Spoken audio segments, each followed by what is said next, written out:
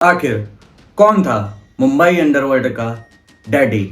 एक ऐसा डॉन जिसने दाऊद के लिए उसके सारे दुश्मनों को खत्म कर दिया, लेकिन बाद में चलकर दाऊद का ही सबसे बड़ा दुश्मन बना।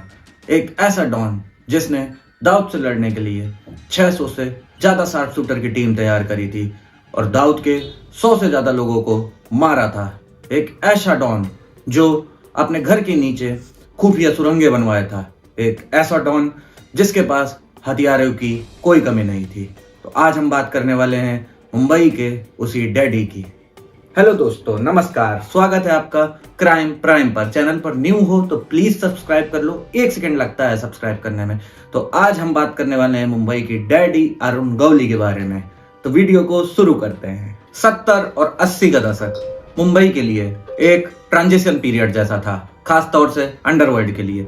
जो पुराने और सीनियर डॉन थे वो अपनी गद्दी छोड़ रहे थे और नए और यंग डॉन उस गद्दी पर कब्जा करना चाहते थे, जैसे कि दाऊद इब्राहिम। मुंबई में मोस्टली कॉटन मिल्स हुआ करती थी, वही मेनली बेरोजगार का साधन था सबके लिए। लेकिन समय बदला और सारी कॉटन मिल धीरे धीरे बंद हो गई। उसी कॉटन मिल में एक मजदूर काम करता था जिसका नाम था अरुण गुलाव गौली। कॉटन मिल में काम करते ही करते उसके 2 दोस्त बने थे वहां पर, बाबू रेशम और रामा नायक। बाबू रेशम और रामा नायक यही वो 2 लोग थे जिसने अरुण गौली को क्राइम के बारे में बताया और उसे क्राइम करना सिखाया। छोटी मोटी लूटपाट करना, कट्टा अड़ा के लूट करना, ये सब इन्हीं दोनों ने इसे सिखाया। लेकिन जब सारी मिल बंद हो गई तो बहुत सारे लोग एक साथ बेरोजगार हो गए और जो नेटिव महाराष्ट्रियन थे उनको तो कहीं जॉब ही नहीं मिल रही थी और वो लोग काफी ज्यादा नाखुश थे। इसी नाखुशी का फायदा अरुण गौली ने उठाया, क्योंकि वो समझ चुका था कि अगर बाहुबली बनना है तो मसल पावर बहुत जरूरी है, गैंग में बहुत सारे लोग होना बहुत जरूरी है। तो इन तीनों ने मिलकर गैंग बनाया, बाबू रेशम, रामा नायक और अरुण गौली, जिस गैंग का नाम दिया गया BRA गैंग, जो कि बहुत फेमस गैंग हुई मुंबई अंडरवर्ल्ड में। और इन लोगों ने उन्हीं नाखुश लोगों को जो बेरोजगार थे गैंग में भरना शुरू किया। उनको गन्स चलाना सिखाई, कैसे बैंक लूटना है, कैसे शॉप लूटनी है, हर एक चीज सिखाई और अपनी एक बहुत बड़ी गैंग बनाई। अपनी BRA गैंग के बदौलत गौली ने रियल एस्टेट के धंधे में बहुत पैसा छापा और बायकुला के एक डॉन को एक बार गोली मार दी, जिससे BRA गैंग और अरुण गौली का नाम हर जगह सनसनीखेज मच गया। लेकिन इसकी वजह से इन तीनों को जेल होती है 2 साल की। लेकिन यहाँ से उनका क्रिमिनल कैरियर एक अलग ऊंचाई पर पहुंचता है। जेल पर गौली को बड़ा राजन मिलता है, जो कि दाऊद इब्राहिम के लिए काम करता था। इन लोगों की बेल नहीं हो रही थी तो बड़ा राजन ने बोला, मैं तुम्हारी बेल करवाऊंगा दाऊद भाई से बोलकर। दाऊद इब्राहिम इनकी बेल करा देता है और यहीं से शुरू होती है इनकी मुंबई अंडरवर्ल्ड में एंट्री। मुंबई अंडरवर्ल्ड यानी दाऊद की दुनिया। गौली की अब एंट्री हो चुकी थी दाऊद की दुनिया में। आपको एक इंसिडेंट बताता हूँ, बहुत फेमस शूट आउट है, आपने तो सुना ही होगा, JJ hospital shoot out.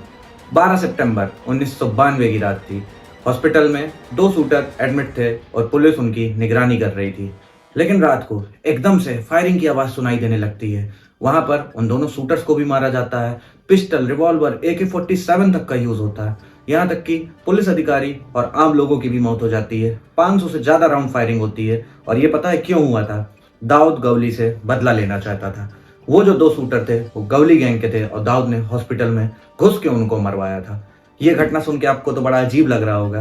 Gauli तो दाऊद के लिए काम करता था, तो ये कैसे हो गया? तो आपको चलिए थोड़ा सा पीछे ले चलते हैं। जब गौली ने दाऊद के लिए काम करना शुरू किया तो दाऊद की उम्मीद से बहुत बढ़ चढ़कर काम किया। दाऊद गौली को अपने दुश्मनों को मारने की सुपारी देता था और गौली एक एक करके दाऊद के सारे दुश्मन खत्म करता जा रहा था। और एक समय ऐसा आया कि मुंबई में दाऊद का कोई दुश्मन नहीं बचा था। इसीलिए गौली को कभी कभी सुपारी किंग भी कहा जाता है। लेकिन जो एक होता है ना, बाप बाप होता है, दाऊद हमेशा अपने को बॉस दिखाता था और गौली को बहुत ज्यादा नीचा फील कराता था। इसी दौरान दाऊद चला गया दुबई और वहां से गौली को हर काम के लिए ऑर्डर दिया करता था। गौली को ये चीज बिल्कुल पसंद नहीं आती थी और इसी वजह से उसने अपनी गैंग को दाऊद की गैंग से अलग कर लिया और अपने को हिंदू डॉन वाली इमेज दिखाने लगा। जब इन दोनों गैंग आपस में भिड़े तो उसमें दाऊद ने बेरहमी से गौली गैंग को खत्म करना शुरू किया और धीरे धीरे लगभग पूरी गैंग ही खत्म कर दी।